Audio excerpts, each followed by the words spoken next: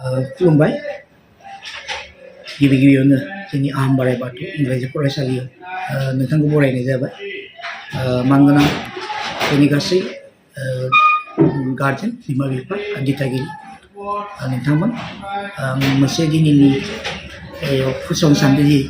जोंनि आहम बोराइ बाथौ इंराजि फरायसालिया 2025 मायथाइनि नार्सारि क्लासनि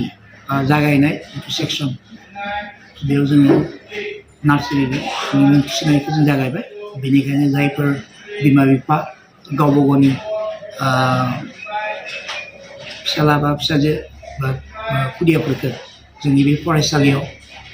फोरोंनो सानदों बिथांमोना फैनानै जोंनिफ्राय फर्मखौ लानो हासिगौ जों खम माबायावनो जोंनि आबहावाखौ नायनानै जोंनि फरायसुला फरायसुलिखौ जोङो माने मुं थिसननायाव जोङो हेफाजाब होदो बेनिखायनो जोंनि फरायसालियाव फैनानै सुबुरुन लाजायो जिहेतु जोङो मार्चनि नैबे 2025 मायथाइनि 15 खालारनिफ्रायनो जोङो जोंनि नार्सारि क्लासनि थाखोखौ जोङो जागायगोन बेनिखायनो जायफोर दिथागिरि गावबा गावनि गथ'फोरखौ लानानै मोनसे सिमां सुजुदों जोंनाव फैनानै सिमांफोरखौ आबुं खालामनो थाखाय हाबफैगोन जिहेतु जोङो सिबिं सापरि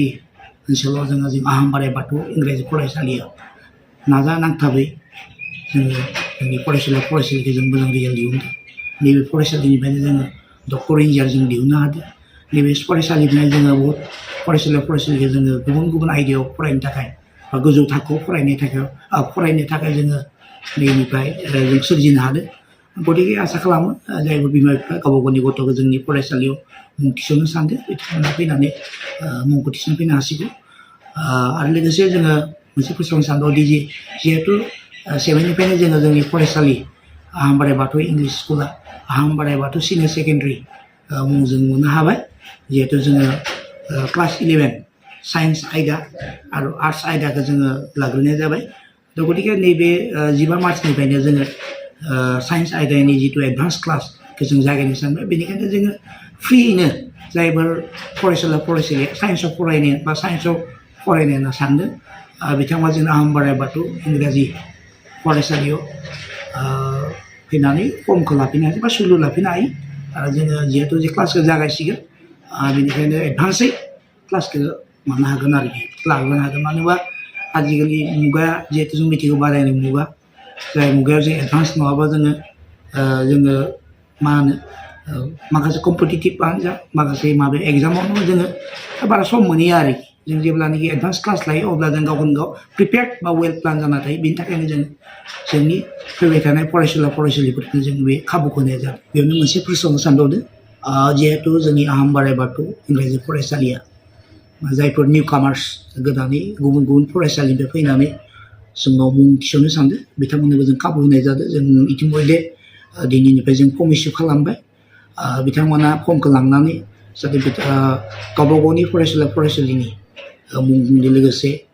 पेन नाम्बार इउदास स्कुल कड लोगोसे आपार आइडि बेफोरखौ बे कलम दं बे कलमाव साबमिट खालामनांगोन लोगोसे जुदि पेन नाम्बार गैयाबा इउदास गैयाबा माखासे खौरांखौ आंनाव लाफैनो हासिगौ मानो होनबा आङो जिहेतु दानि आथिखाल मुगायाव जिहेतु इडुकेसन पलिसिया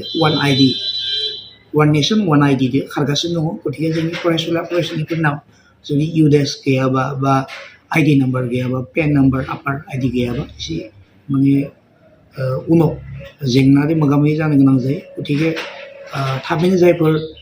जोंनि दिथागिरिफोरा गावबा गावनि जायफोर फरायसुला फरायसुलि बा गथ' गथायनि पेन नाम्बार बा आइडि नाम्बार गैया थाबैनो बेखौ खालामनानै गाहाम आरो जोंहा जोंनि आहम बोराइ बाथौ इंराजि फरायसालिया बे खाबुखौ होदो लोगोसे जोङो जायफोर निउ कामार्स बिथांमोना क्लास 1निफ्राय लानानै 8सिम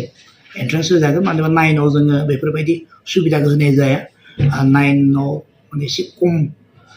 माने सम मोनि एग्जाम प्रिपेयारनि थाखाय जायनि जाहोनाव माखासे फरायसुला फरायसुलि जोङो माबा आवगायहोनो हाया गतिके जों 8सिमल' जों होनाय जायो जाहाथे जों 8निफ्रायनो जों फरायसुला फरायसुलि जोङो माने मोजां मेट्रिक आनजाद बा कलेज लेभेलनि मोजां खालामनाय बेनि थाखाय जोङो बेखौ जों नाजायो गतिके नैबे फर्मा इस्यु जाबाय जोंनि फरायसालिनिफ्राय